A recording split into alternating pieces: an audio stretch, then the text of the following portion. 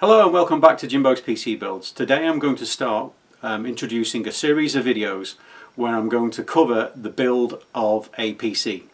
Now this build is going to be both a budget build and a beginner's build, because I thought to myself, if you're going to go into the realm of building your first ever computer, you'd be very nervous about spending a lot of money on parts when you could make a complete mistake of everything and you could end up with basically a hunk of junk. So what I've done is I've assembled a set of parts that will be more than adequate for an introduction into basic gaming. Also, it will be enough to do basic home tasks like office, browsing the web, etc. So without further ado, let's take a look at the parts. The CPU I've gone for is an AMD Ryzen 3 2200G. One of the main reasons I've gone for this CPU is it comes with built-in graphics, which means once you install this in the motherboard, you don't need anything additional to be able to use your machine straight away. It's a great budget buy and the graphics performs really well, so you don't lose out anything by using this CPU. The motherboard I've gone for is a Gigabyte Aorus B450. It's not the top of the range AMD chipset, but it'll work really well with the CPU that we've chosen here. Plus, it's got all the additional expandability you expect from a B450, but it's in a micro ATX form factor. Micro ATX boards tend to be a little bit cheaper, which is great in this case. The memory that I've gone for is G.Skill 16 gig set. It's the Aegis set. It's 2 times 8 gig sticks, which is great because you can utilize dual channel memory. I'll go into that in more detail when we look at installing the memory into the motherboard, but it's 3000 speed, so it'll perform really well.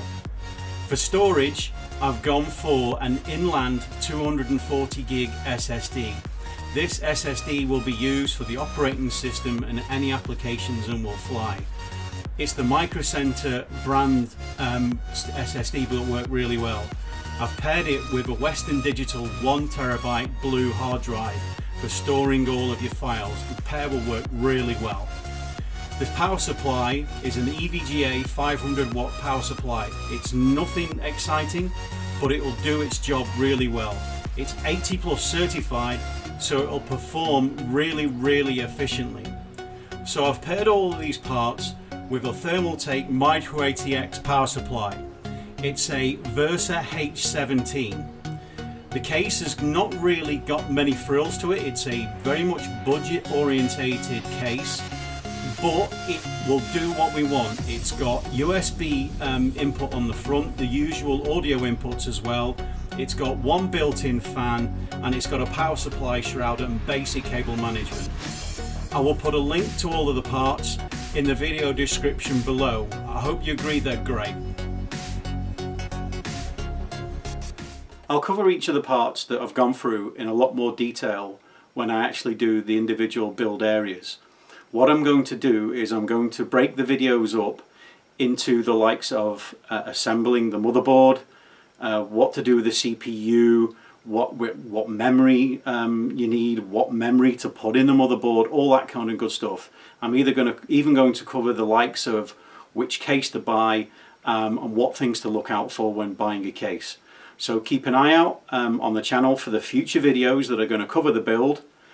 I hope you agree with the parts that I've put into this build. If you don't, please leave comments below.